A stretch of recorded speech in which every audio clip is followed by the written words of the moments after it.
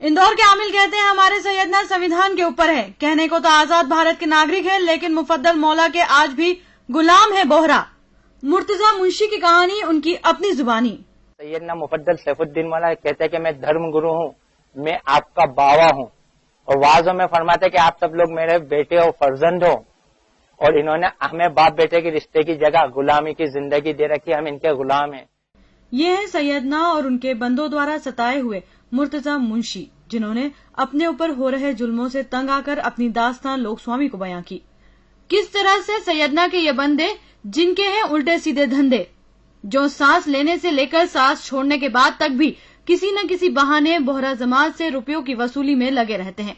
अच्छा या बुरा कुछ भी हो, सैयदना के खजाने में माल आना चाहिए। इसी तर्ज पर बदरी महल तक पहुंचने वाले रुपए समाज के काम तो आते नहीं, बल्कि सैयदना साहब के शाही खर्चे में शुमार हो जाते हैं। बोहरा समाज में जन्म से लेकर मृत्यु तक और उसके बाद भी सलाम सैयदना व आमिल को जाता है। आम बोहरा की जिंदगी कमा कमा कर सलाम देने में निकल जाती है।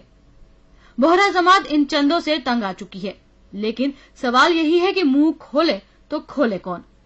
मुंह खोलते ही डराना, चमकाना, पुलिसिया कार्रवाई और सामाजिक बहिष्कार तक का सामना करना पड़ता है। परंतु इसी बीच बोहरा समाज के ही कुछ बंदे दबे स्वर में विरोध करने लगे हैं। इंदौर के एक बोहरा मुर्तजा मुंशी एकमात्र ऐसे पहले बंदे हैं जिसने सीधे सैयदना मुफद्दल पर वार करते हुए उनकी तानाशाही और गैर कानूनी वसूली के खिलाफ बेबाक जुबानी दी। 4500 कुछ रुपए नहीं होने के कारण मुझे मेरी सिस्टर को मस्जिद में नमाज पढ़ने का कार्ड नहीं दिया गया है।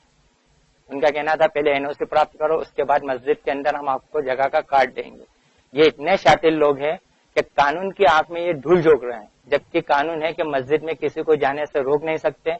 मस्जिद का कायदा है कि एक के बाद एक आते जाए, सब बाय सब मसल्ला बिछाते जाए और नमाज पढ़ते चले जाए। लेकिन इन्होंने अपनी तानाशाही के द्वारा, अपनी जातियों के द्वारा सैयदना ने ऐसा ऑर्डर दे रखा है, इनके जो आमिल है, इनके जो नुमाइंदा यहाँ मौजूद है, उनको ये निर्देश दे दिया है कि जब तक इनसे पैसा प्राप्त ना हो, जब तक इनको जगह नहीं देना चाहिए। सिर्फ मस्जिद में नमाज पढ़ने के लिए ही चंदा देना पड़ता है ऐसा नहीं है।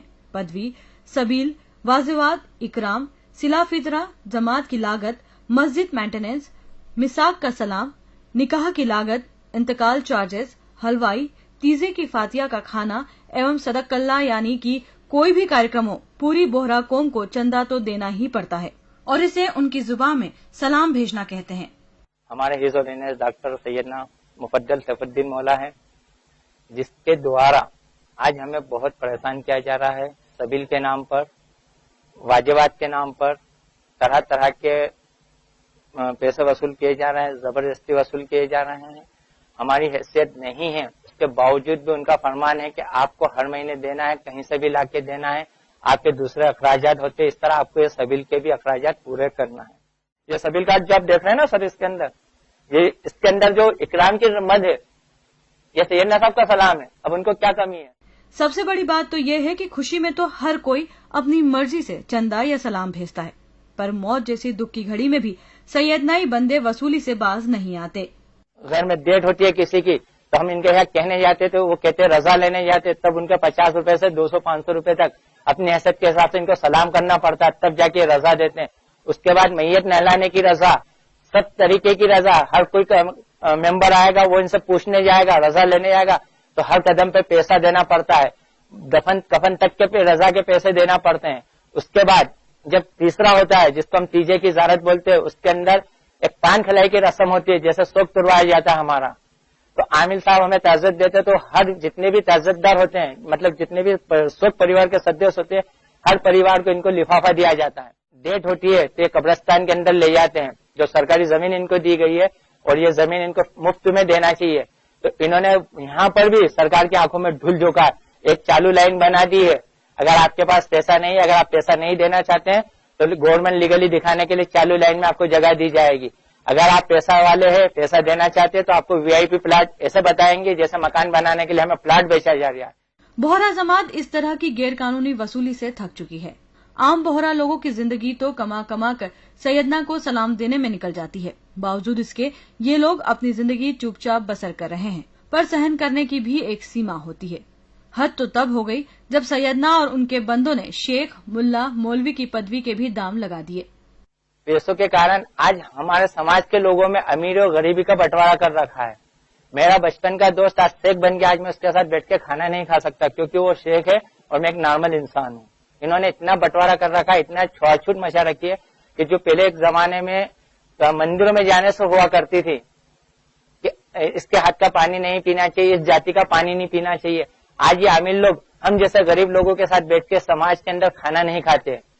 ان کے اپنے ہی لوگ ہوتے ہیں، وہ شیخ ہوتے ہیں، ملا ہوتے ہیں، اور یہ شیخ ملا کی پدوی بھی سیدنا مفدل سیف الدین دوبارہ بیچی جا رہی ہے۔ مجھے آج نالج نہیں ہے، مجھے علم نہیں ہے، مجھے نماز پڑھانا نہیں آتا، اگر میں ان کو 7.5 لاکھ 5 لاکھ 10 لاکھ روپے نذرانہ دوں گا تو یہ مجھے شیخ کی رتبہ دے دیں گے اور میں عالی شان لوگوں کے اندر بیٹھ کے، بڑے لوگوں کے اندر بیٹھ کے کھانا کھا سکتا ہوں، ان کے ساتھ بیٹھ کے کھانا کھا سکتا ہوں۔ اتنے ذاتی یہ لوگ ہمارے ساتھ کر رہے ہیں۔ سیدنا صاحب یہ بھول گئے ہیں کہ وہ صرف ایک دھرم گرو ہیں اور اس سے زیادہ کچھ نہیں، پر انہوں نے تو اپنے آپ کو اس دیش کے سمویدھان سے بھی اوپر اور سوئم دوارا بنائے گئے نیم کو اس دیش کی نیائے پالکا سے بھی اونچا مان لیا ہے۔ اس لیے ان کے بندے اپنی ہی جماعت کے معصوم لوگوں کو ڈرانے دھمکانے سے بھی باز نہیں آتے۔ صرف اتنا پوچھ لیا تھا، ان کو میسج کر دیا تھا کہ آپ یہ جو کارڈ نہیں دے رہے، آپ جو یہ پیسہ وصول کر رہے ہیں، کیا یہ بھارتی سمویدھان کے انوسار، لا اینڈ آرڈر کے انوسار آپ کو لینے کی گورنمنٹ نے پرمیشن دی ہے؟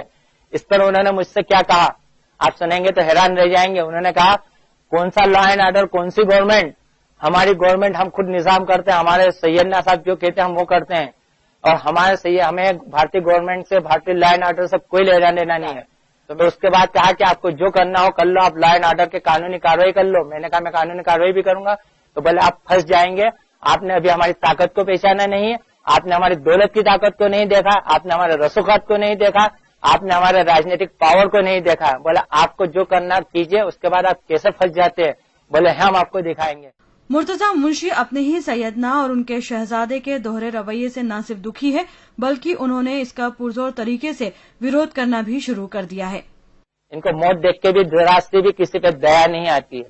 بیانوں میں، مجلسوں میں، وعظوں میں 2 تاریخ سے 10 تاریخ تک گھر گھر بلانے جائیں گے کہ آپ لوگ آئیے، بڑی بڑی باتیں کریں گے، رمضان میں لوگوں کے دل خوش کریے، محرم میں کھانا کھلائیے، لیکن ان کی کتنی کچھ اور، کرنی کچھ اور ہے، کہتے کچھ اور ہے، کرتے کچھ اور ہے۔ ان کے ایسے پروف ہے میرے پاس، ایسی ریکارڈنگ ہے، آڈیو ہے، جس میں لوگوں کی بھلائی کے لیے کہتے ہیں، لیکن بھلائی کس کی کری؟ میری بھی بھلائی کرنے کے لیے آتے، لیکن مانگا کیا ہے؟ پورا پیپر میں ایڈورٹائز کری، اپلپمنٹ، ہم غریبوں کو بزنس دے رہے ہیں، غریبوں کو روزگار سے لگا رہے ہیں۔ ظلم و ستم ڈھانے اور سہنے دونوں کی اپنی ایک انتہا ہوتی ہے۔ ستمگر کا تو پتہ نہیں کہ ان کی زیادتیاں اپنے ہی جماعت کے معصوموں پر کب اور کہاں جا کر رکیں گی، پر بوہرا سماج میں ان غیر قانونی وصولی اور اپنے ہی رہنما دوارا ستائے جانے کو لے کر بغاوت کے سر اٹھنے لگے ہیں۔ اسپیشل رپورٹ، لوک سوامی نیوز، اندور۔